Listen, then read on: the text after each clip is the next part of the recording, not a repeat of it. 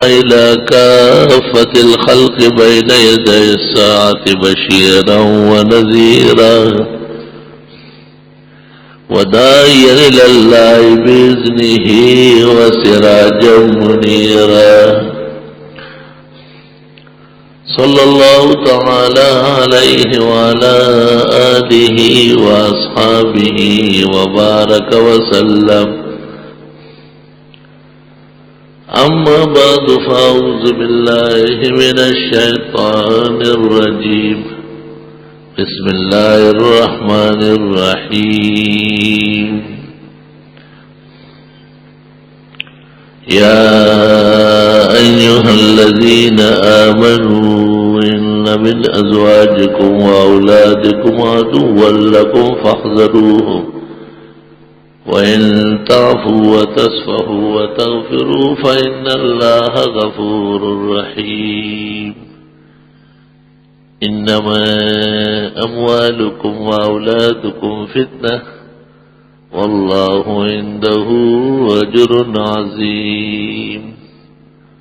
فاتقوا الله ما استطعتم واسمعوا وأطيعوا وأنفقوا خيرا لأنفسكم ومن يوق شح نفسه فأولئك هم المفلحون. إن تقرضوا الله قرضا حسنا يضاعفه لكم ويغفر لكم والله شكور حليم. عالم الغيب والشهادة العزيز الحكيم. قال رسول الله صلى الله عليه وسلم إن الله يرفع بهذا الكتاب أقواما ويضع به آخرين. اللهم صل وسلم على عبدك ورسولك ونبيك محمد أحمد وعلى آله وأصحابه وبارك وسلم عليه.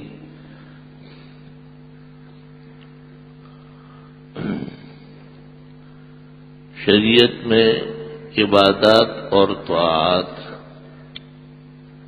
تین چیزوں کے ساتھ نافذ کر دی گئی ہے. اللہ تعالی کی طرف سے مخلوقات میں سے جن اور انس پر جو دینی اور دنیاوی فرائض عائد فرمائے گئے ہیں، جو احکام اوامر اور نواہی کی شکل میں ان کو دیے گئے ہیں، ان کے منوانے میں تین مصلحتیں کار فرما رہی ہیں. ایک تو یہ کہ اس حکم کو مخلوق سے سربلند کیا ہے، چونکہ اس کو شرعی حیثیت اور دینی حیثیت حاصل ہے، اس لیے مخلوقات میں کوئی مخلوق اس کا ثانی نہیں ہے. ہر مخلوق کو اس کے نیچے کیا ہے، یہاں تک کہ انبیاء علیہ السلام اور رسل جو اللہ کا سب سے بہترین مخلوق اور سب سے اعلیٰ طبقہ ہے کائنات میں سے، سب سے پہلے ان پر نافذ فرما دیا گیا اور انہوں نے ان کے نفاذ کے اندر مثالی حیثیت دکھائی ہے. یا ایھا الرسول بلغ ما انزل الیک من ربک فإن لم تفعل فما بلغت رسالتہ. اس آیت میں پیغمبر کو حکم دیا ہے کہ جو دین آپ کو دیا جاتا ہے اس کو جو کہ تو پہنچائے اور نافذ فرمائے. اگر اس میں کوئی کمی کی گئی ہے تو یہ سمجھ لے کہ نبوت اور رسالت کا کام نہیں کیا گیا ہے.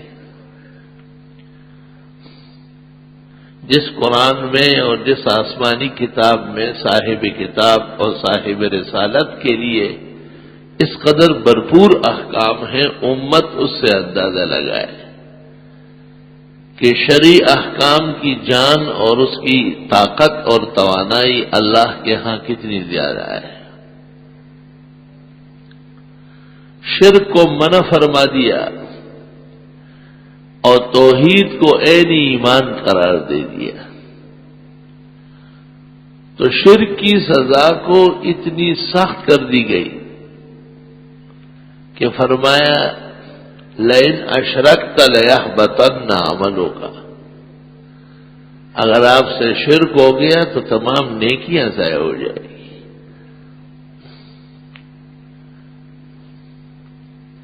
دنیا کے اندر کسی حکم کی دو حیثیتیں ہوتی ہیں، ایک حیثیت یہ کہ اس میں استثناء نہ ہو، اپنے اور پرائے، نزدیک اور بعید، محبوب اور مبغوض دونوں کے لیے اس میں اصالتاً حکم ہو۔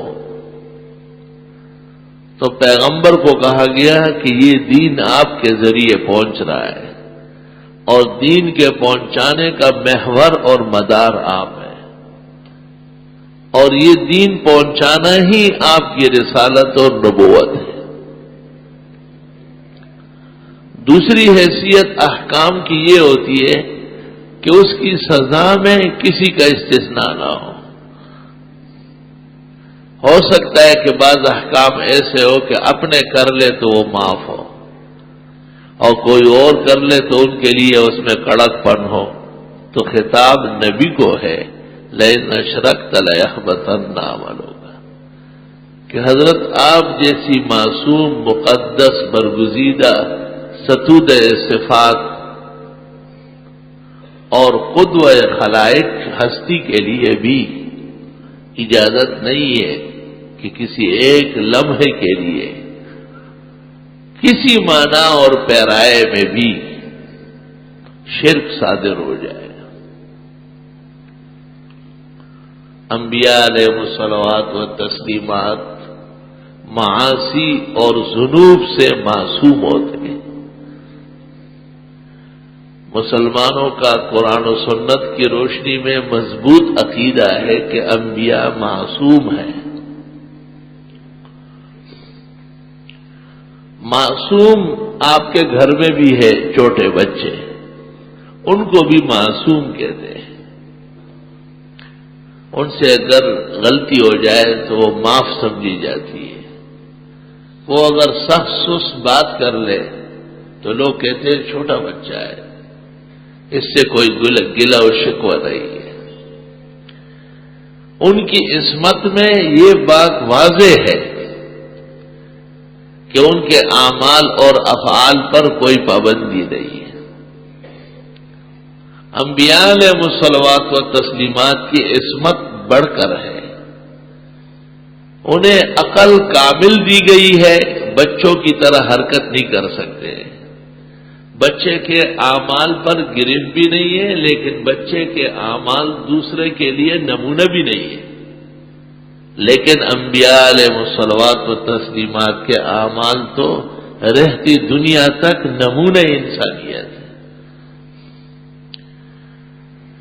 بچہ معصوم ہے اور اس کی عصمت کی وجہ سے اس پر احکام تک نافذ نہیں فرمائے گئے، اور اس کے نواہی یا ایسے افعال جو ناپسندیدہ ہے اس پر قدغن نہیں لگائی گئی۔ لیکن انبیاء علیہ الصلوات و تسلیمات معصوم ہونے کے باوجود احکام کا پہلا لزوم اور افتراض وہ ان کے ذمہ ہوتا ہے۔ اس کی ایک مثال دیتا ہوں۔ غزوہ خندق کے موقع پر جب یہ بات سامنے آئی کہ مدینہ منورہ کو مشرکین سے بچانے کے لیے ایک خندق کے ذریعے محفوظ کیا جا سکتا ہے، اور یہ رائے سلمان فارسی رضی اللہ عنہ نے دی، جن کی عمر 350 سال کے قریب تھی۔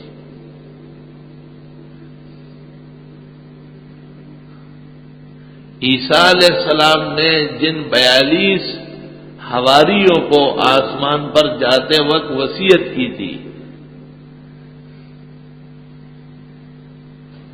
ان حواریوں کے شاگرد حضرت سلمان کے استاد تھے۔ عیسیٰ علیہ السلام کے آسمان پر جانے کے 572 سال بعد 22 اپریل 572 عیسوی حضرت عیسیٰ کے آسمان پر جانے کے بعد محمد الرسول اللہ صلی اللہ علیہ وسلم متولد ہوئے۔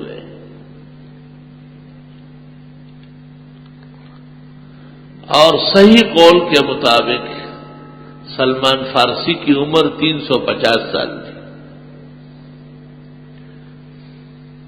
انہوں نے 4 صدیاں اور 4 سلطنتیں حضرت عیسیٰ کے بعد اور محمد الرسول اللہ صلی اللہ علیہ وسلم کے زمانے تک دیکھی تھی، اور بالکل حیات اور شباب، شان و شوکت جوانوں کی طرح تھی۔ اتنی دیر تک سلامت اس لیے رہے کہ یہ گمان نہیں ہوتا تھا کہ یہ اتنے معمر ہیں۔ انہوں نے حضرت کو کہا کہ حضرت،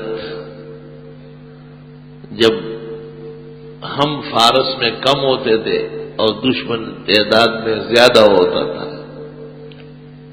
تو ہم اپنے آپ کو بچانے کے لیے اور اپنے علاقے کو محفوظ رکھنے کے لیے ایک خندق کھودتے تھے۔ حساب لگایا گیا تو ایک خندق تجویز ہوئی اور اتنے دن بھی درمیان میں تھے کہ خندق کا کام مکمل ہو جائے۔ طویل واقعہ ہے، احادیث میں یہ واقعات غزوہ خندق کے نام سے آتے ہیں۔ خندق فارسی ہے لیکن عربی بن چکی ہے۔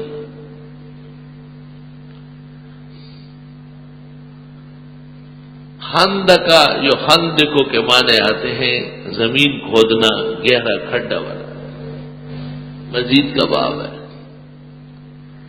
اور ایسے بہت سارے الفاظ ہیں جو عجمہ سے عربی میں جا چکے ہیں۔ لغت عربی کے علی الاطلاق امام ابن المنظور افریقی نے لسان میں مستقل جلد اس پر قائم کی اور وہ الفاظ جمع کیے۔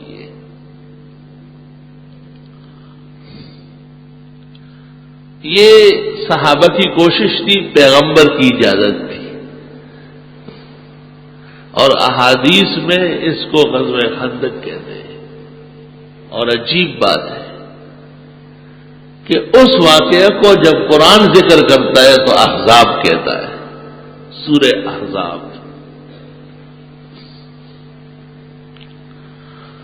2 واقعے اس میں ہیں، دونوں میں عرض کرتا ہوں، آپ کو اندازہ ہو جائے گا کہ نبی احکام کا کتنا پابند ہے اور خدا تعالی کی نصرت اور مدد پر کس قدر زبردست توکل و ایمان ہے۔ مثال نہیں ہے دونوں باتوں میں۔ سورت کا نام قرآن نے احزاب اس لیے رکھا ہے کہ مشرکین عرب قبائل کو مسلمانوں کے خلاف اکسانے میں اور اکٹھے کرنے میں اور ان کے خلاف لڑانے میں کامیاب ہو گئے تھے۔ یہ بہت مشکل مسئلہ ہوتا ہے کسی دشمن کو ختم کرنے کے لیے کہ تمام لوگوں کو اکٹھے کیے جائے۔ دنیا کے اندر جتنا جوڑ توڑ ہے وہ اسی سے ہو رہا ہے۔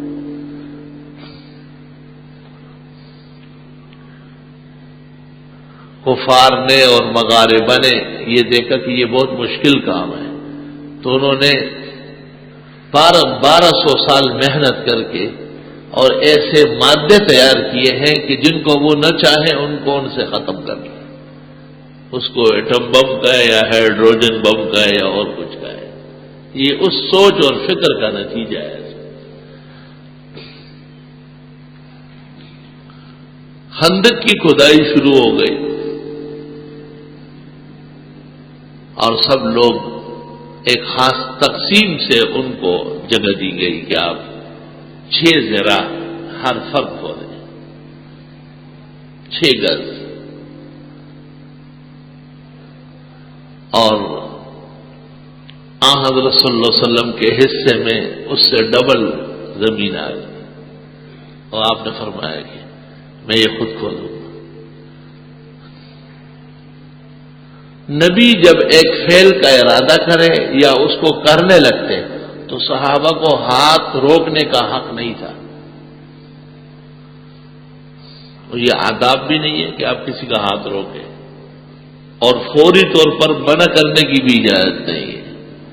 کچھ دیر جب گزری تو مختلف صحابہ آئے اور حضرت کے سامنے کھڑے ہوئے اور عرض کیا کہ حضرت آپ کی وجہ سے تو ہمیں ایمان ملا ہے، اللہ تعالیٰ کی وحدانیت نصیب ہوئی ہے اور شرک اور کفر سے نجات ملی، تو ہم ہمارے ہوتے ہوئے بھی آپ خندق کھود رہے ہیں، ہم ہیں غلام بہت ہے، کریں گے۔ تو پیغمبر کا جواب سن لے، آپ نے ارشاد فرمایا اگر خندق کے کھودنے میں طاقت کی ضرورت ہے تو مجھ جیسی طاقت تم میں سے کسی میں نہیں۔ اللہ نے مجھے صحت دی، توانائی دی، سلامتی دی، اور انبیاء کی طاقت عام انسانوں سے زیادہ ہوتی ہے۔ اور اگر خندق کھودنا اجر کا باعث ہے، ثواب کا، اللہ خوش ہوتا ہے، تو اس کا مجھ سے زیادہ محتاج کوئی اور نہیں، تو کیسے روکتے؟ اور پھر شروع ہو۔ اگر یہ محنت اور مشقت ہے اور اس کے لیے بشری طاقت چاہیے تو جتنی طاقت مجھ میں ہے تم میں سے کسی میں نہیں، اور اگر یہ کام ثواب کا باعث ہے اور اللہ راضی ہوتا ہے تو خدا تعالیٰ کی رضا اور ثواب جتنا مجھے چاہیے اتنا کسی اور کو نہیں چاہیے، میں اس کا زیادہ محتاج اور بہت زیادہ طلبگار۔ نبوت کا علم دے کے، شان اور عظمت دے کے اور بندگی دے کے کیسی واضح، چنانچہ ایسا ہی ہوا۔ کھودتے کھودتے ایک ایسا چٹان نکل آیا، سخت قسم کا پتھر کہ پتہ ہی نہیں چلتا کہ کہاں تک پھیلا ہوا ہے، کہاں تک جا رہا ہے، کتنا گہرا ہے۔ جتنے ہتھوڑے تھے، ساز و سامان تھا کھدائی کے وقت پتھر توڑنے کا، وہ سارا استعمال کیا گیا نمبر سے، اور پتھر توڑنے کا، ٹوٹنے کا نام نہیں لیتا، اور اس کے ٹوٹے بغیر خندق بنے گی نہیں۔ تو سب مل کر کے حضرت کی خدمت میں آئے اور حضرت سے عرض کیا کہ حضرت ایک ایسا سخت قسم کا پتھر نکلا ہے کہ بس تھک گئے، ہم چور چور ہو گئے، کل پرسوں سے لگے ہوئے، ٹوٹنے کا نام نہیں لے رہے۔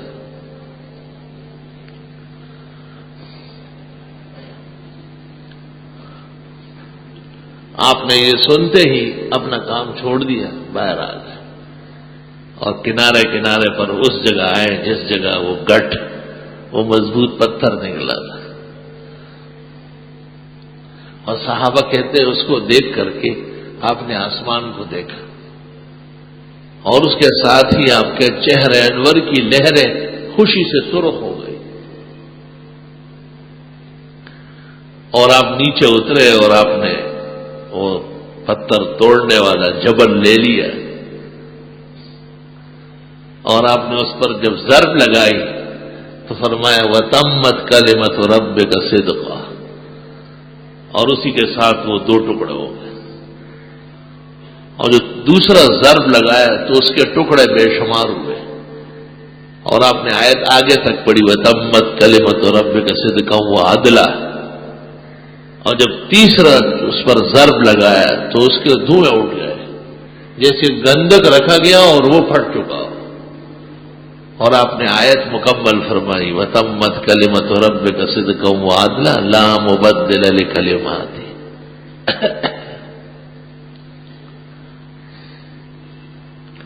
اور اس دوران آپ نے کچھ پیشن گوئیاں فرمائی اور فرمایا کہ ان کے شعلوں میں، جب یہ پتھر ٹوٹ رہا تھا اس کے شعلوں میں بحکم خدا ملائک نے مجھے فارس اور روم کے خزانوں کی چابیاں دکھائی کہ یہ قریب ملنے والی ہے۔ اللہ تعالیٰ کے افعال کس قدر حکیمانہ ہیں، دیکھو ظاہر دیکھا جائے تو اتنا ضعیف ہے اور کمزور ہے کہ اپنے آپ کو اور مدینے کو خندقوں کے ذریعے بچانا چاہتے کہ ہم اندر رہے، کوئی آئے نہیں دشمن. یہ ظاہری اسباب ہے. جیسے آج مسلمان بظاہر کچھ نہیں، کوئی حقیقت نہیں. دنیا نے جتنی ترقی کی ہے اس کو یہ دیکھتے ہی رہ گئے. اور معنوی طور پر عند اللہ مقام اور مرتبت کتنی محکم ہے کہ آپ نے فرمایا ان کے شعلوں میں جو چنگاریاں نکلی ہے ان میں ملائک نے بحکم خدا مجھے فارس اور روم کے خزانوں کی چابیاں دکھائی. یہ آزمائش ہوتی ہے. ایمان کے دو قسمیں ہیں. ایک ایمان وہ ہے جو شرائع کی تصدیق کرتا ہے، وہ ایمان ہے. ایک وہ ہے جو شرائع میں شک کرتا ہے، وہ ایمان نہیں ہے. وہ کفر ہے، صرف ایمان والوں میں پیدا ہوا ہے. چنانچہ صحابہ نے ایک دوسرے کو مبارکباد دی کہ ہم تو خندق مشرکین سے بچنے کے لیے کھود رہے ہیں، اللہ تعالیٰ نے اس کو قبول فرمایا اور ہمارے حق میں روم اور فارس کے فتوحات کے فیصلے ہونے والے ہیں.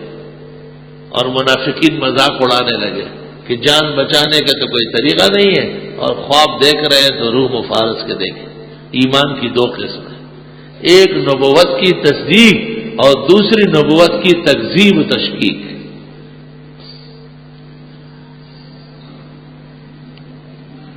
بلا شبہ لوگوں پر دینی رنگ غالب ہے، لیکن جب ایمان کا وقت آتا ہے تو یہ بالکل ٹوٹ جاتے ہیں.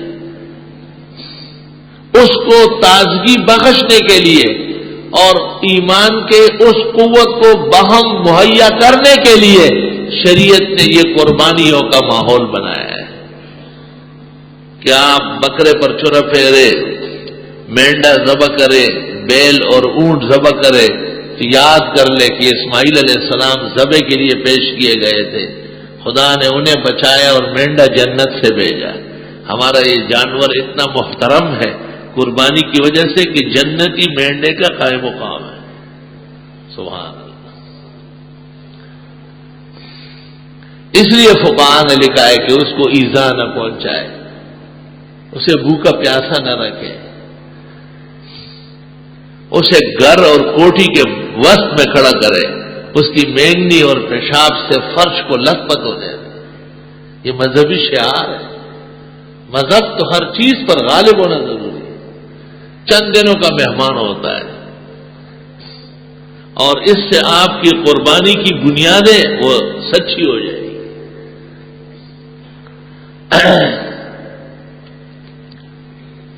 یہ تو ایک واقعہ ہوا کہ حضرت صلی اللہ علیہ وسلم کی بشری طاقت اور توانائی عام مخلوقات سے بہت زیادہ تھی. اور جب صحابہ نے کہا کہ حضرت آپ کیوں کھودتے ہیں، ہم ہیں، تو آپ نے فرمایا تم تو طاقت میں مجھ سے زیادہ نہیں ہو، میں اچھا کھود سکتا ہوں، اور اگر اس کا خدا کے ہاں ثواب ملتا ہے تو ثواب کی مجھے زیادہ ضرورت ہے. اس سے مسئلہ معلوم ہوا کہ دینی کاموں میں دینی حضرات ہمیشہ ہراول دستہ ہوں گے. ہراول دستہ پوری دنیا میں جتنا اسلامی جہاد ہے ان میں دین کے لوگ پہلے ہیں، اور یہ دین کی صداقت اور سچائی کی بڑی دلیلوں میں سے ایک دلیل ہے. اب سوال یہ ہے کہ اتنی بڑی بشری طاقت اور توانائی کے ساتھ نبی پر بندگی کا کیا اثر ہے، اور نبی کی حیثیت سے اللہ تعالی پر کتنا توکل اور سہارا فرماتے ہیں. ایک مثال اسی واقعہ میں، خندق کی جنگ جب شروع ہوئی، مشرکین آئے اس طرف اور صحابہ اندر مسلمان، وہ پار کر کے اندر آنے کی کوشش کرتے یا نیچے گر جاتے یا صحابہ انہیں راستے ہی میں کاٹ دیتے. وہ تو بڑی بیدار مخلوق تھی، نبی نے وحی سے ان کی تربیت کی ہے۔ کسی نے سچ کہا ہے کہ کأن ربک لم یخلق لخشیتہ، گویا کہ تیرے رب نے اپنے خوف کے لیے ان کے علاوہ سواہم من الخلق انسانا اور لوگ پیدا ہی نہیں کیے۔ سب سے زیادہ اللہ سے ڈرنے والے یہی لوگ ہیں، حضرات صحابہ۔ اور یہ نبی کی کامل و اکمل تعلیم و تربیت کی برکات ہے۔ جناب نبی کریم صلی اللہ علیہ وسلم کو پتہ چلا تھا کہ مشرکین ہمارے خلاف آس پاس کے قبائل سے مدد لینا چاہتے ہیں۔ دو قبیلے تھے بہت بڑے اور ان کے جنگجو مشہور تھے، جس طرف وہ قبیلے ہوتے تھے وہ جیتتے تھے۔ 400 سال سے یہی زمانہ آیا تھا۔ ایک بنو غطفان کہلاتے تھے اور دوسرے بنو اسد۔ رسول اللہ صلی اللہ علیہ وسلم نے خندق سے کچھ مدت پہلے، چند دن پہلے، بنو غطفان کے سرداروں سے ملاقات کی اور بنو اسد کے سرداروں سے ملاقات کی اور ان سے گفتگو کی، اور گفتگو میں ان کو اس بات پر راضی کیا کہ تم ہمارے حلیف بنو، ساتھی بنو، اور اس پر معاہدہ طے پایا تحریری۔ اور معاہدے میں آپ نے یہ لکھا کہ اگر کسی نازک موقع پر تم ہماری مدد نہیں کر سکتے ہو تو کم از کم ہمارے مخالفین کا ساتھ مت دو، بس یہی کافی ہے، جبکہ ہم تمہارے ہر مخالف کے ساتھ تمہاری طرف سے جنگ کریں گے۔ انہوں نے کہا بہت اچھا، اور دستخط ہو گئے، تحریر گواہ اور دستاویز کی شکل میں تیار کر دی گئی۔ خندق کی غزا جب ہونے لگی تو مشرکین کے بڑے بڑے صنادید جن کا پورے جزیرۃ العرب پر اثر تھا، انہوں نے جا کے سب قبائل سے ملاقات کی اور انہوں نے کہا بس اس کے بعد کوئی مسلمان نظر ہی نہیں آئے گا۔ حضرت صلی اللہ علیہ وسلم تو درکنار، کوئی نام لیوا نہیں ہوگا، سب کو ختم کرنا ہے، آپ نے بالکل ختم کرنا ہے۔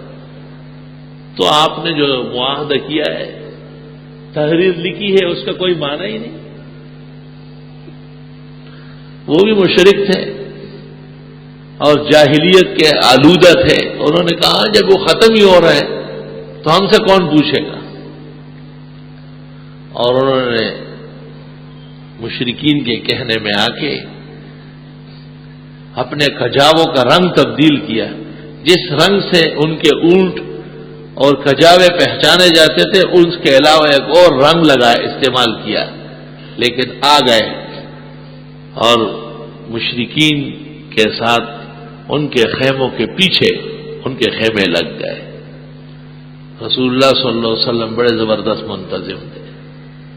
آپ نے فرمایا یہ جو فضا میں آوازیں گونج رہی ہے اس سے مجھے کچھ شبہ ہو رہا ہے، اور پھر فرمایا ایک قابل ترین شخص کو بلایا اور فرمایا تم ایسا کرو کہ وہاں چلے جاؤ خندق پار کر کے، اگر بنو غطفان اور بنو اسد قبیلہ آ چکا ہے تو یہاں آ کر گول مول بات کر لے، میں سمجھ لوں گا، ساتھیوں کی ہمتیں خراب نہ کرنا۔ اور اگر وہ نہیں آئے ہیں اور وہ معاہدے پر قائم رہے تو یہاں آ کے کھل کر اعلان کرو تاکہ صحابہ کی ہمتیں بنیں۔ وہ شخص حضرت صلی اللہ علیہ وسلم کے حکم پر چلا گیا، اس نے وہاں جا کے دیکھا کہ وہاں تو مشرکین کم اور غطفانی اور اسدی سب سے زیادہ ہے، سارے وہی لوگ۔ وہ خندق عبور کر کے آیا اور جیسے صدمے اور غم کی وجہ سے ایک ذمہ دار کو تکلیف ہوتی ہے، نڈال ہو کے آ رہا، آپ نے دور سے اس کو اشارہ کیا کہ بس ٹھیک ہے، یہ ہماری ایک بشری تدبیر تھی جو ہم نے کی. جہاں تک اس جنگ کی فتح کا تعلق ہے، مجھے جس خدا نے نبی بنا کے بھیجا ہے اس نے مجھے فیصلہ کر کے سنایا ہے کہ فتح آپ کی ہوگی. اور آپ نے فرمایا غزوہ خندق ختم ہونے کے بعد اللہ تمہارے ہاتھوں بنو غطفان اور بنو اسد کو باندھ باندھ کے کٹوائے گا. مجھے ان کے آنے سے کوئی تکلیف نہیں، اور ان کی نافرمانی اور عہد شکنی سے میرے خدا نے جو عہد کیا ہے اس پر کوئی اثر نہیں پڑے گا. وہ بالکل صادق ہے اپنے عہد. انہوں نے ان کے بغیر مجھے کہا ہے کہ فتح آپ کی ہو. اور حدیث میں ہے کہ حضرت صلی اللہ علیہ وسلم نے جب دیکھا کہ بہت دن گزر گئے اور صحابہ کا حال غیر ہے، اس دوران کا ایک واقعہ ہے. یا رب، حضرت جابر رضی اللہ عنہ ایک بڑے بزرگ صحابی ہیں. انہوں نے دیکھا کہ سب لوگ چور چور ہے، کئی دنوں سے بیٹھے ہوئے ہیں، اور کھجور جو کھاتے تھے وہ بھی ختم ہونے والی ہے، ختم ہی ہو گئی. اور حضرت صلی اللہ علیہ وسلم جب گفتگو کر رہے تو گفتگو سے اندازہ ہوتا ہے کہ کئی دنوں سے کچھ چکا ہی نہیں. آواز میں کمزوری آ جاتی ہے، کچھ اضمحلال سا شروع ہو جاتا ہے. وہ گھر گئے موقع پا کر. مدینہ ساتھ ہے لیکن نبی کی اجازت کے بغیر لوگ گھر نہیں جاتے. یہ آداب ہے تاکہ دشمن کے مقابلے میں جو نظام قائم کیا گیا اس میں فرق نہ آئے. آج ایک چائے پینے جا رہا ہے، دوسرا کھانا کھانے جا رہا ہے، تیسرا بیوی بچوں کو دیکھ کون محاذ پہ رہے گا. جنگیں ایسی لڑی جاتی. اور سنن نسائی میں ہے کہ حضرت جابر آئے اور حضرت سے کہا حضرت چند لمحوں کے لیے جتنی دیر میں آپ یہاں ہیں یہاں سے اٹھ کے اپنی جگہ جائیں گے، میں آ چکا ہوں، آپ نہیں جائیں، چلے جاؤ. وہ آیا اور گھر آتے ہی اپنی اہلیہ سے کہا حل عندک شیء، کوئی کھانے کی چیز ہے؟ اور رسول اللہ صلی اللہ علیہ وسلم کو میں نے دیکھا ہے مجھ سے برداشت نہیں ہے، بہت تکلیف ہے. اس نے کہا بالکل موجود ہے، یہ ایک چھوٹی سی بکری ہے، اس کو آپ کاٹیں اور تیار کریں، اور کچھ کلو جو ہے وہ میں جلدی جلدی چکی میں پیستی ہوں، اب بس کھانا تیار ہو جائے گا، 4-5 آدمیوں کا کھانا ہو جائے گا. جتنی دیر میں حضرت جابر نے بکری کاٹی اور اس کا چمڑا اتار کر بوٹیاں بنا کے، اتنی دیر میں اہلیہ نے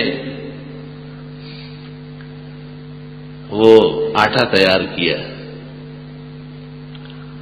دیکھو جب تربیت مردوں کی ہوتی ہے تو عورتیں بھی متاثر ہوتی ہیں. اس زمانے کی عورتیں ہوتی تو کہتے ہو آپ اتنے دنوں سے باہر رہ رہے اور اب آ کے دعوتیں کرنے لگے، کیونکہ ان کی تربیت کہاں ہے.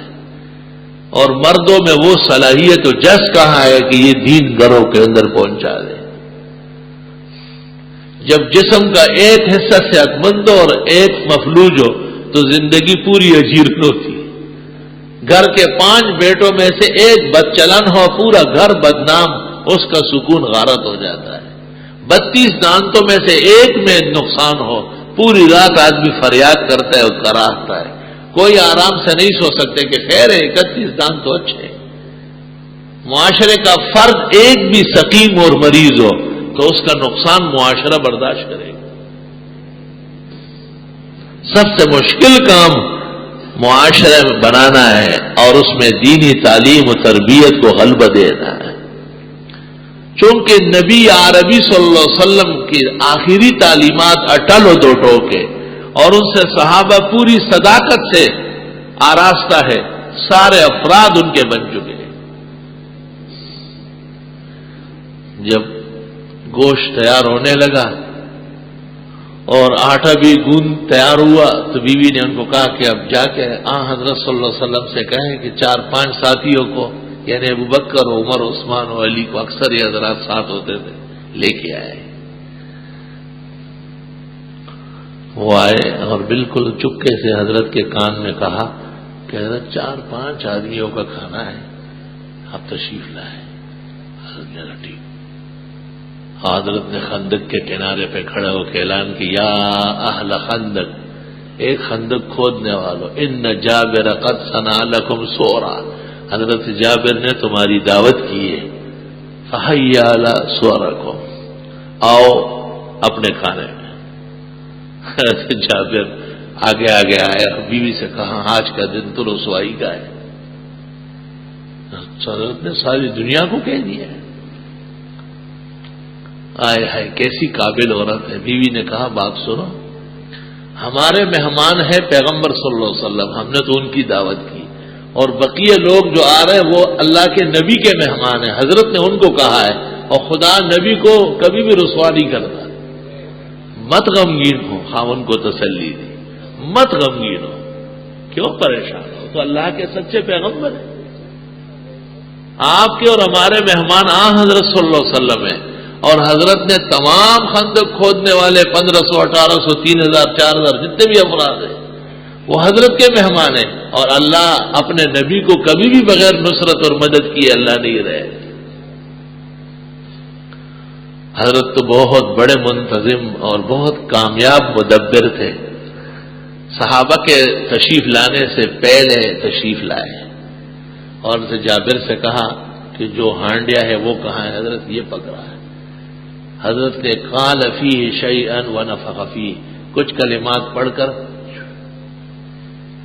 اور فرمایا وہ آٹا کہاں ہے جس کی روٹیاں بنے؟ حضرت یہ ہے، کنڈے میں رکھا ہوا۔ حضرت نے اس پر بھی کچھ پڑھا اور فرمایا اپنی گھر والی سے کہو، پڑوسنوں سے کہے وہ بھی آئے مدد کے لیے، اور سالن ہانڈیا سے ڈالتے جاؤ، خبردار کہ ہانڈیا نیچے اتارا یا اس میں جھانکا۔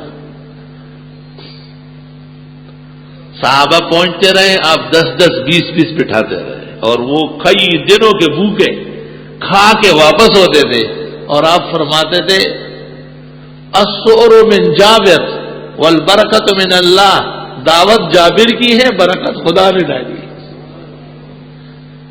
صلی اللہ علیہ وسلم، شان ہے آپ کی۔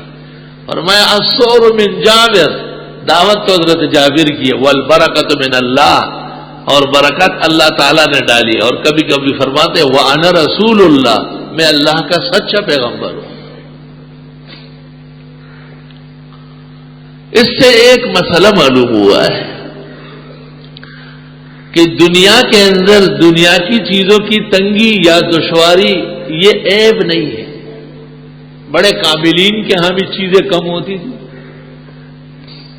کیونکہ پوری دنیا کی امت مسلمہ وہ چیزوں میں اور ساز و سامان میں کمزور ہے۔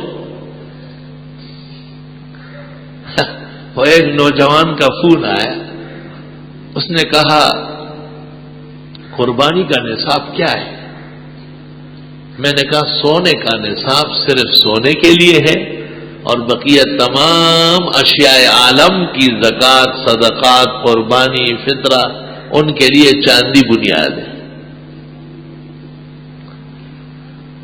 تو کہنے لگے کہ جی 52.5 تولے چاندی کی قیمت تو 5,500 یا 6,500 بن جاتی ہے، کیا وہ شخص قربانی کرے گا؟ میں نے کہا میرے سامنے فتاوی عالمگیری 5ویں جلد رکھی ہوئی ہے، اور یہی جگہ میں دیکھ رہا ہوں اس وقت کہ لکھا ہے کہ اگر کسی کے گھر میں حکمت کی دکان ہے، معجون اور اجوائن اور سفوف رکھی ہوئی ہے جس کی قیمت اتنی ہے تو وہ بھی قربانی کر لے۔ اگر کسی کی پگڑیاں اور ٹوپیاں قیمتی، جبے، عمائم بہت سارے ہیں، وہ بھی قربانی کر لے۔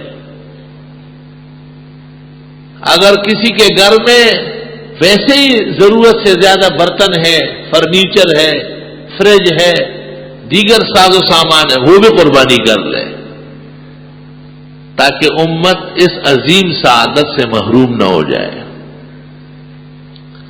تو کہنے لگے نہیں جی، سونا تو 7.5 تولے ہے اور چاندی 52.5 تولے ہیں، دونوں میں بہت فرق ہو گیا، وہ پتہ نہیں 52,500 بنیں گے۔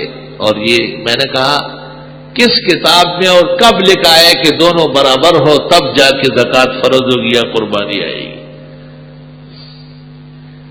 کہتے میرے والد صاحب نے کوئی کتاب دی، میں نے کہا والد صاحب کو فون دے دیں، مجھ سے بات کریں۔ فون لے لیا، میں نے کہا حضرت ایک بات سنو، اگر کسی کے پاس 1 تولے سونا ہے، 1 تولہ، تو 1 تولہ سونا 52.5 تولے چاندی کی قیمت سے زیادہ قیمت رکھتا ہے۔ فتویٰ دیا ہے علماء نے کہ وہ بھی زکات دے چاندی کے حساب سے۔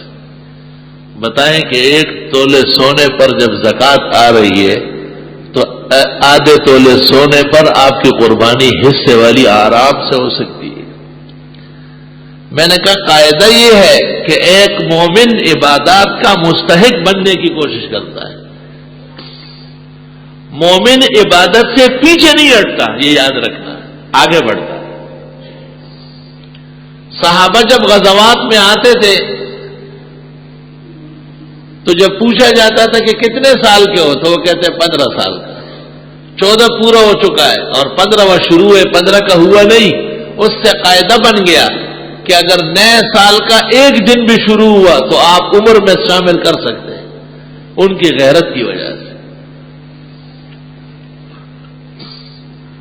اور جب بعض اوقات ایک کو اجازت مل گئی غزہ میں، دوسرے کو نہیں ملی، اس نے کہا میں اس سے ٹکرا ہوں۔ کیسے؟ کہا میں اس کو گرا سکتا ہوں کشتی میں۔ تو کہا چلو دیکھ لیں۔ تو اس کو کان میں کہتے ہیں کہ بھائی اپنے آپ کو گراؤ ورنہ میں جہاد سے رہ جاؤں گا۔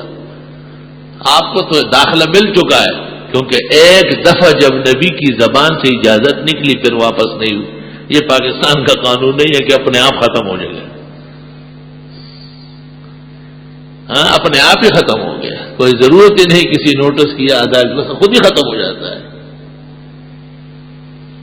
اپنے آپ۔ ہمارے ہاں مثال لکھی ہے، جیسے ایک شخص نے، قاضی ہے، عدالت کرتا ہے، اور عدالت کے دوران اس نے کوئی ایسا فیصلہ کیا کہ جو قرآن اور سنت اور صحابہ کے اجماع کے بالکل خلاف ہو۔ یہ شخص اس قابل نہیں رہا کہ مسلمانوں کی قضا کر سکے۔ میری بات غور سے سنیں، ایک حنفی قاضی عدالت کر رہا ہے، عدالت میں بیٹھنے کے بعد وہ فقہ حنفی کا پابند نہیں ہے، وہ دیکھ رہا ہے کہ مسلمانوں کا فائدہ فقہ شافعی میں ہے، لکھ دے قضا اجازت۔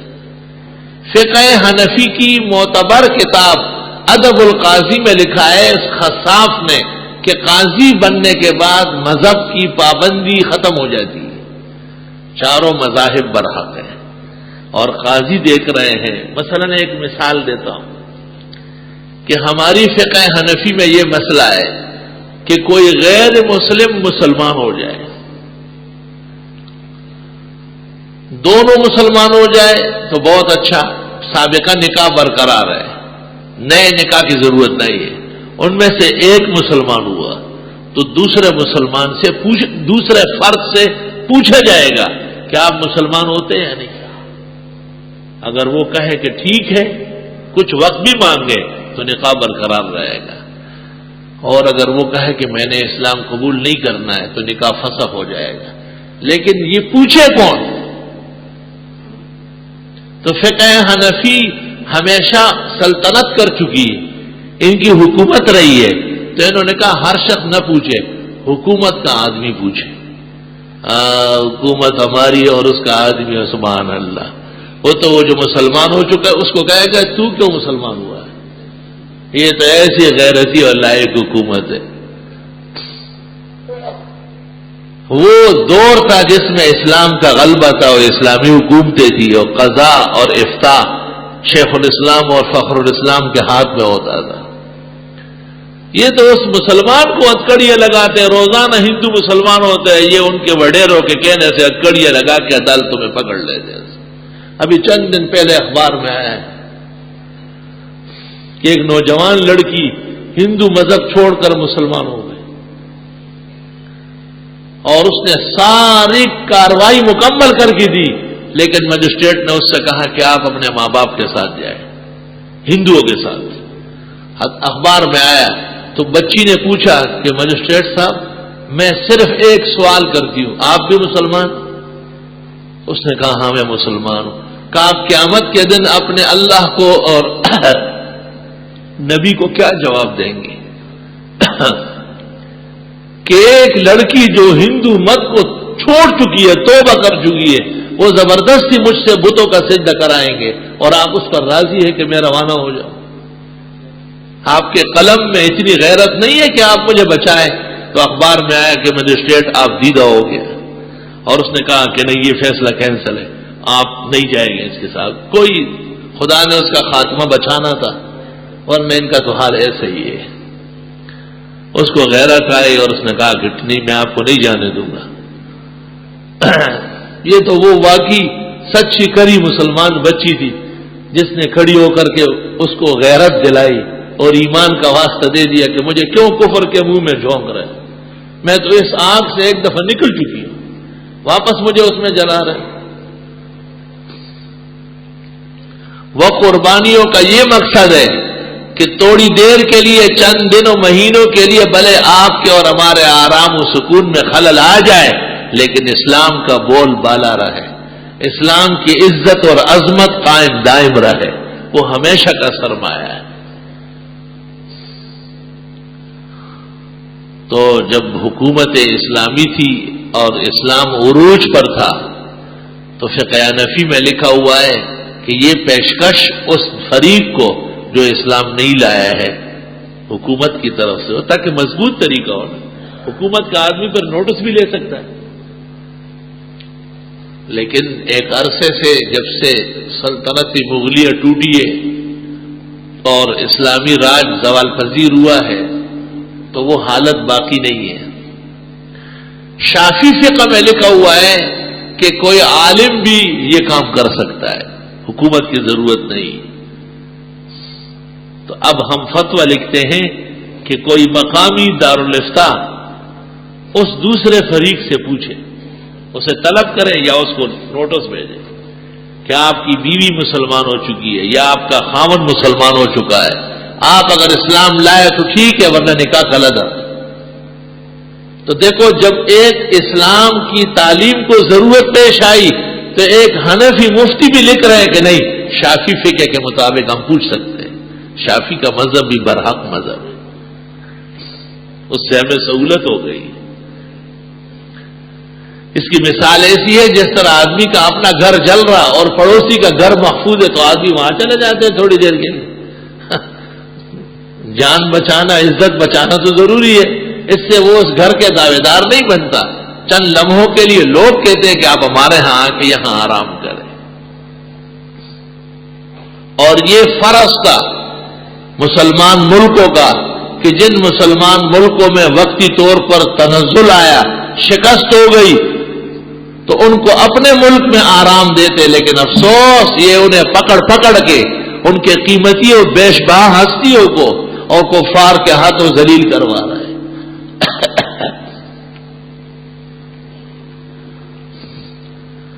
دل کے پپولے جل اٹھے سینے کے داغ سے، اس گھر کو آگ لگ گئی گھر کے چراغ سے، کوئی پوچھنے والا نہیں۔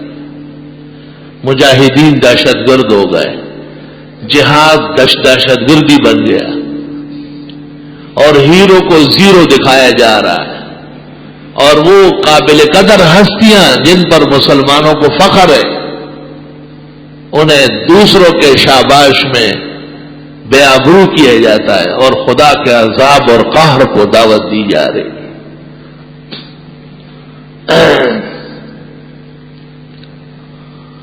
لیکن ہماری فقہ میں یہ لکھا ہے کہ اگر کسی حنفی قاضی نے، ایک شخص نے بیوی کو 3 طلاق دی، 1 2 3، یا 1 دی، دوسری دی، پھر کبھی تیسری دی، یا 2 دی، پھر کبھی 1 دی، کسی طرح 3 پورے کیے۔ 3 طلاق دینے کے بعد قرآن کریم میں فَإِن طَلَّقَهَا، اگر تیسری طلاق دے دی، فَلَا تَحِلُّ لَهُ مِن بَعْدُ، پھر وہ بیوی حلال نہیں، حَتَّى تَنكِحَ زَوْجًا غَيْرَهُ، یہاں تک کہ وہ کہیں اور شادی کر کے آئے۔ 3 طلاق کے بعد سابقہ خاوند کے لیے بغیر کسی اور کے ساتھ نکاح کیے اسے آپ نکاح کہے یا حلالہ کہے، سابقہ خاون کے لیے حلال و جائز نہیں ہے، چاروں ائمہ و فقہ اس پر متفق ہے۔ اس کے خلاف کہنے والے روافض اور یہود کے علیہ کار ہیں۔ پیرانی پیر الشیخ عبد القادر جیلانی نور اللہ مرقدہ نے اپنی کتاب غنیہ میں لکھا ہے کہ 3 طلاق کے وقوع کا انکار پہلے یہود نے کیا تھا، ان سے روافض نے لیا اور روافض سے ہمارے زمانے کے غیر مقلد اینڈ کمپنی نے لیا۔ یہ یہودی پراپیگنڈا ہے کہ 3 طلاق کے بعد بھی آپ بیوی کو رکھ سکتے ہیں، یعنی عمر بھر نکاح کے بہانے زنا کر سکتے ہیں، اور جتنے بھی نسب و نسل پلید ہوگی اس کا جرم ان ظالموں پر ہوگا۔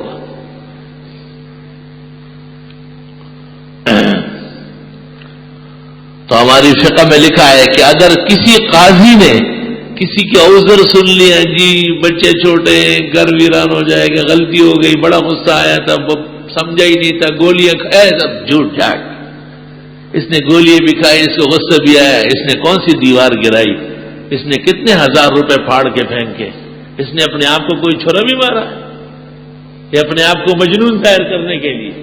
مجنون تو ہوگا جب اپنی اچھی بلی بیوی قبضے سے نکل گئی نکاح سے، چند کلمات سے۔ اس سے زیادہ مجنون تو وہ ایدی کے جو ہے نا پاگل خانے میں بھی نہیں ہوگا، جو اپنی حلال بیوی کو اپنے لیے ہمیشہ کے لیے حرام کر دیتا ہے۔ مجنون تو ہے لیکن اس جنون کا کوئی اعتبار نہیں، اس پر احکام نافذ ہو گئے اور اس کو سزا ملے گی جو سزا شریعت نے مقرر کی ہے۔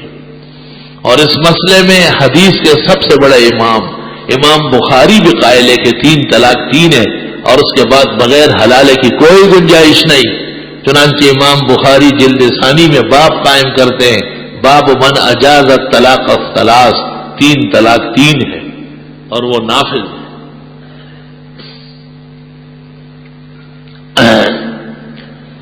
اگر کسی قاضی نے عدالت پہ بیٹھ کر اس قسم کا کوئی فیصلہ لکھا جو قرآن کے، سنت کے، اجماع کے، چاروں فقہ کے خلاف ہے، تو ہماری کتابوں میں لکھا ان عزلہ، ادب القاضی خصاف میں ہے ان عزلہ، وہ شخص معزول ہو گیا ہے خود بخود، کیونکہ قضا کے خلاف کیا ہے۔ جیسے ایک نکاح ہوا، نکاح کا یہ قانون ہے کہ بالغ ہو تو نکاح ہو، اگر نابالغ لڑکی یا لڑکا ہے تو اس کا نکاح باپ یا دادا یہ کرا سکتے ہیں۔ ہر نابالغ جب بلوغ کو پہنچے تو جو نکاح نابالغی میں کسی نے کیا ہے اس کا انکار کر سکتا ہے کہ میرے ہوش و حواس نہیں تھے، میں بچہ تھا، میرا نکاح کیا، میں یہ نکاح نہیں مانتا، نکاح ختم ہو گیا۔ الا نکاح الاب والجد، مگر باپ کا اور دادا کا کرایا ہوا نکاح وہ نہیں توڑ سکتے۔ یہ بہت بڑے خیر خواہ اور ولی اقرب ہے فقہ میں، مگر 2 وجہ سے ان کا نکاح بھی ٹوٹ جائے گا کہ لڑکی قاضی کی عدالت میں مقدمہ دائر کرے کہ میرے والد یا میرے دادا نے جہاں میرا نکاح کرایا وہ بے دین آدمی ہے، وہ بے دین گھرانہ ہے اور میرا ایمان خطرے میں ہو جائے گا، آپ تحقیق کر لیں۔ تو قاضی کہے گا اس باپ نے اور دادا نے اپنے باپ ہونے اور دادا ہونے کا غلط استعمال کیا ہے، نکاح کا لگا۔ یا یہ کہ وہ لڑکی عدالت میں کہے کہ میرے والد نے میرے سر کا اتنا باڑا لیا ہے، پیسے لیے، مجھے بیچا ہے۔ تو انسانوں کی بے ناجائز ہے، الانسان لا یباع ولا یشترى۔ افسوس کہ کچھ قومیں لڑکیاں بیچتی ہیں مگر کچھ قومیں لڑکے بیچتی ہیں۔ دولہے والے جو دلہن والوں کو کہتے ہیں کہ اتنے فریج، ایسا گھر، ایسی یہ چیز، ایسی یہ ٹھیک نہیں، یہ کیا چیز ہے؟ یہ خرید و فروخت ہو رہی ہے، اور یہ بھی مرد ہے اور غیرتی ہے، اس کو بھی معاشرے میں مرد کہا جاتا ہے کہ لڑکی والوں سے چیزیں مانگتے ہیں۔ حکم شریعت کا یہ کہ لڑکے لڑکی والے کو سب کچھ مہیا کریں گے۔ ایک لڑکی آپ کے گھر آ رہی ہے، آپ ساری توانائی بیٹے کے صرف کر لیں، لڑکی ماں باپ کی بیٹی ہے ایک ماں باپ کے گھر سے جب جوان بیٹی نکلتی ہے وہ سلطنت ساتھ کر لے، اجازت ہے، مگر مطالبے کا حق کسی کو نہیں۔ لوگ آدھا گلا کرتے ہیں، جی فلاں فلاں قوم لڑکیاں بیچتی ہے اور تم جو لڑکے بیچتے ہو۔ اس مرض کا بھی کوئی معالج ہونا چاہیے۔ لڑکی بیچنا بھی بے غیرتی اور بے دینی ہے، اور لڑکے بیچنا بھی غیرت اور ایمان کے خلاف ہے، اور دونوں افراط تفرید کے مرتکب ہیں۔ قربانیوں کا مقصد یہ ہے کہ دین کو غلبہ دے، رسم رواج قوم پرستی اور اس قسم کی چیزوں کا ساتھ نہ دے، بلکہ انبیاء کی جلیل القدر سنت کا ساتھ دے۔ اللہ بزرگ و برتر امت مسلمہ کے حال پر فضل فرمائے اور دین رفتہ ان کے لیے پھر سے قائم دائم فرمائے۔ وآخر دعوانا الحمد للہ حمدا کثیرا وسبحان اللہ بکرۃ واصیلا، اللہ اکبر کبیرا، اشہد ان لا الہ الا اللہ وحدہ لا شریک لہ، واشهد ان سيدنا ونبينا ومولانا محمدا احمد عبده ورسوله صلى الله تعالى عليه وعلى آله واصحابه وبارك وسلم تسليما كثيرا كثيرا، اما بعد فاعوذ بالله من الشيطان الرجيم، بسم اللہ الرحمن الرحیم، اليوم اکملت لکم دینکم واتممت علیکم نعمتی ورضیت لکم الاسلام دینا۔ قال النبی صلی اللہ علیہ وسلم، انی اوتیت ملتا حنیفیا ملتا سمحتا سہلا۔ بارک اللہ لنا ولکم فی القرآن العظیم ونفعنا وإياكم بالآيات والذكر الحكيم، إنه تعالى جواد قديم كريم، ملك بر ورب رؤوف رحيم۔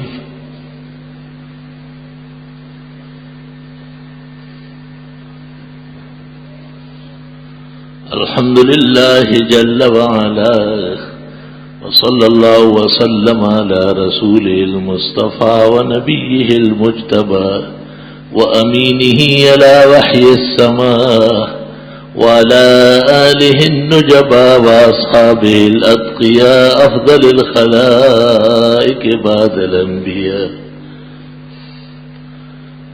ومن بهديهم اقتدى وبآثارهم اقتفى من المفسرين والمحدثين والفقهاء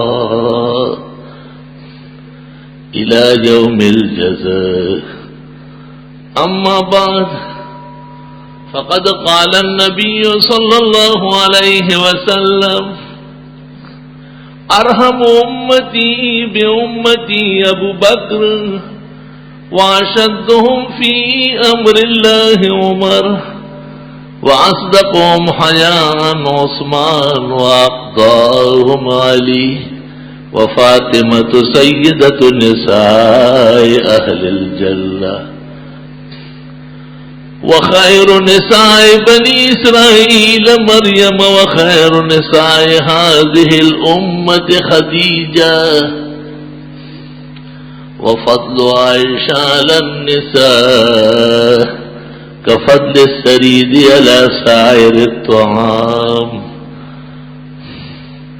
ولا تسبوا أصحابي فإن أحدكم لو أنفق مثل أحد ذهبا ما بلغ مد أحدهم ولا نصيفا، إن الله يأمر بالعدل والإحسان وإيتاء ذي القربى وينهى عن الفحشاء والمنكر والبغي يعظكم لعلكم تذكرون۔ بسم اللہ الرحمن الرحیم۔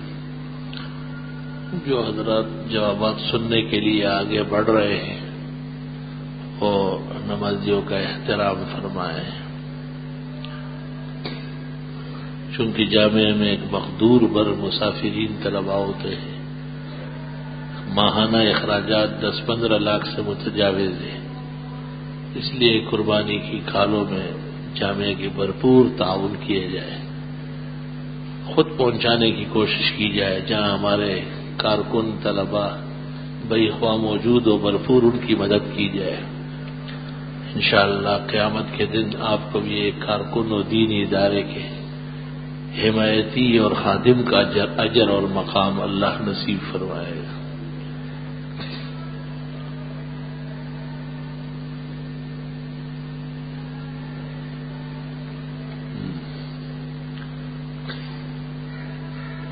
ایک شخص قربانی کا جانور دیکھنے میں دوسرے شرائط پوری تھی، مگر جب اس نے قربان کیا تو اس میں سے بچہ نکلا، اس کا کیا حکم ہے؟ یہ غیب کا علم اللہ کو ہے۔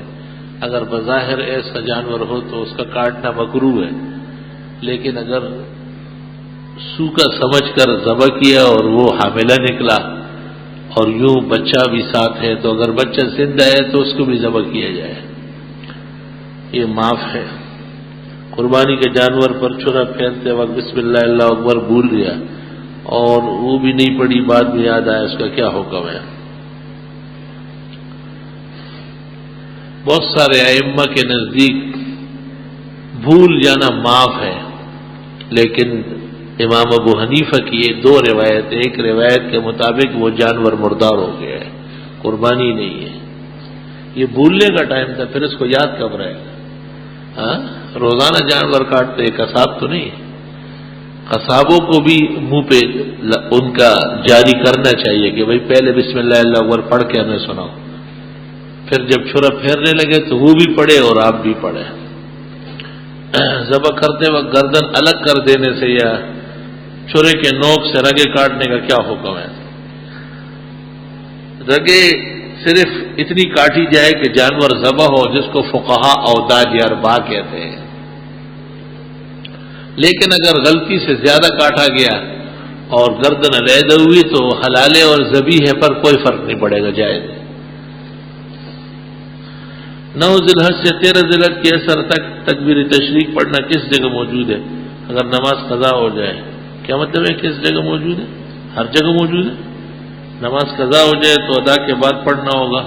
نہیں، ان ایام کی جو نمازیں ہیں فرض، ان میں ہم پڑھیں گے، اور اگر قضا نمازیں کہیں اور کی پڑھنی ہے تو ان کے ساتھ نہیں ہے، اور اگر یہ نمازیں بعد میں پڑھنی ہے، درست بات یہ ہے کہ اگر قضا ان دنوں میں ہو فرض تو پڑھ لے، اور اگر یہ نماز قضا ہوئی اور 13 ذی الحج کے بعد پڑھی جائے تو پھر نہیں پڑھا جائے گا، کیونکہ ایام تکبیر تشریق کے گزر گئے ہیں۔ قربانی کرنے والے رقم ادھار لے کر قربانی کا جانور خریدا، بعد میں وہ جانور چوری ہو گیا یا مردہ ہو گیا، اس کا کیا حکم ہے؟ قربانی کرنے کا رقم ادھار، اس کا اس سے کیا تعلق ہے؟ جانور مردہ ہو گیا دوسرا جانور خریدے جب اس پر قربانی واجب ہے؟ گزشتہ کئی سالوں سے قربانی نہیں کی ہے، کیا طریقہ ہے؟ بس اس سال سے کرنا شروع کر لیں اور قربانی کے جانور کے برابر صدقہ دے دیں۔ 20,000 روپے کی گائے آتی ہے، 20,000 گزشتہ سالوں کا جرمانہ بھرے۔ کیا یوشع نام رکھنا جائز ہے؟ ہاں، یہ یہود کا نام ہے، یہود یہی نام رکھتے ہیں۔ کیا یہ بات ہے کہ ایوب علیہ السلام کے جسم میں کیڑے لگ گئے تھے؟ یہ مفسرین نے لکھا ہے لیکن درست نہیں ہے، انبیاء کے اجسام میں کیڑے نہیں ہوتے، ہاں البتہ حضرت بیمار تھے۔ افغانستان قیوبوں میں قید ہمارے مسلمان بھائیوں کا ہم پر کیا حق ہے اور ہم پر ان کے متعلق کیا فرض؟ یہ سب جمعے کے بعد میں بیان ہوئے ہیں، آپ کو خدا عقل دے کہ آپ سمجھ لیں۔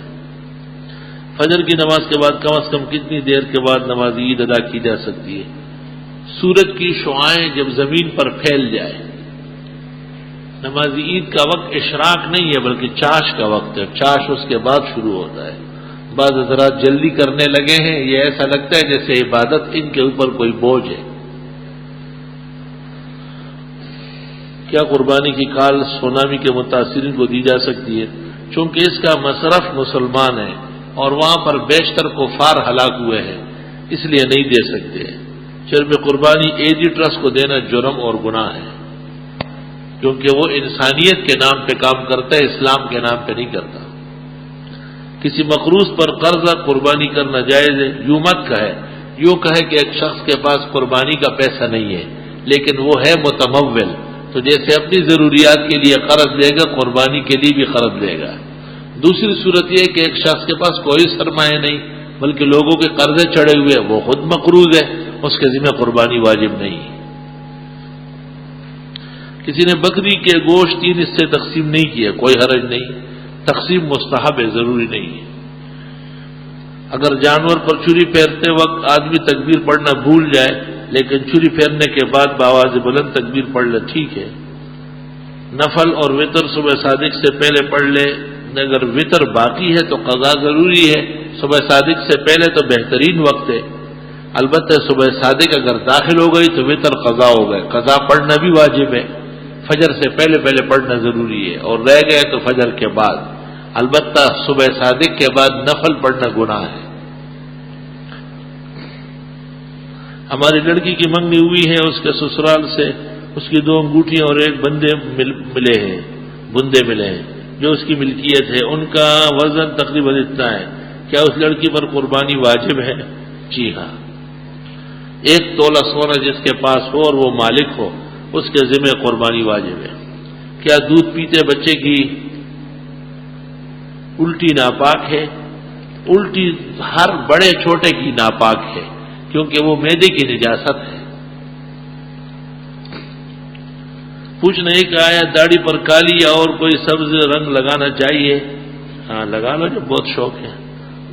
سبز کہاں سے لگا ہو گیا؟ بریلویوں سے وہ پگڑی مانگو، پورا پیٹ لو۔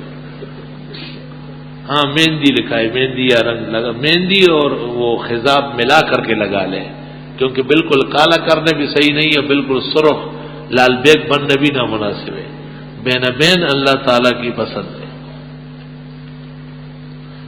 آج صبح اللہ نے مجھے ایک بیٹی سے نوازا، مبارک ہو، عید تو آپ کی ہے۔ اس کا نام اقصا رکھنا چاہتے ہیں، یہ نام کیسا رہے گا؟ اقصا کے معنی دور کا کنارہ، بہت نامناسب باتیں کرتے ہیں آپ۔ اقصا، مسجد اقصا اس لیے کہتے تھے کہ مسجد نبوی سے وہ بہت دور تھی، اقصا کے معنی دور۔ پھر یہ بیٹی تیری شکل نہیں دیکھے گی بڑی ہوگی تو اس سے ایسی نفرت کرے گی جیسے چیتے سے کوئی نفرت کرے، کیونکہ وہ اقصا ہے اور آپ اس کے مقصی ہیں۔ کیا کسی مرحوم کا گناہ اپنے اوپر لے سکتے ہیں؟ نہیں، یہ سب ہندوؤں کی رسم ہے، ہندوؤں کے یہ کہ تیرے گناہ مجھے لگے، میری عمر تجھے لگے، یہ سب ہندوانی باتیں ہیں۔ قرآن کہتے ہیں لا تزر وازرۃ وزر اخرى، ایک کا گناہ دوسرا نہیں اٹھا سکتا۔ محمد آفتاب کی روزی اور روزگار میں برکت کی اللہ برکت عطا فرمائے۔ مفتی صاحب بیگم عرفان کینسر کی مریض، اللہ انہیں زندگی اور صحت دے۔ محمود سبحان اللہ کی صحت تندرستی کے لیے اللہ رب العالمین صحت و شفا دے۔ منصور بیمار ہے رمضان سے اسپتال میں، اللہ انہیں زندگی اور صحت دے۔ آپ کے آج کم سوالات پر مجھے خوشی ہے کہ آپ نے بقر عید محسوس کی اور آپ کے اندر جذبہ ہے کہ ادارے میں زیادہ سے زیادہ کھالے پہنچائے۔ اللہم آمین۔ الحمدللہ رب العالمین، وصلی اللہ وسلم علی رسول الکریم وعلی آلہ واصحابہ اجمعین۔ اللہ جن مردوں کی دعا کے لیے کہا ان کی بخشش فرما، پسماندگان کو صبر و اجر دے۔ جن بیماروں کے لیے کہا یا اللہ انہیں تندرستی اور سلامتی دے۔ جو مقروض و مدیون ہے اللہ ان کے قرض و دین کی ادائیگی کے اسباب پیدا فرما۔ جنہیں اور کچھ پریشانیاں ہیں یا اللہ ان کی امداد و دستگیری فرما۔ صلی اللہ تعالی علیہ وسلم۔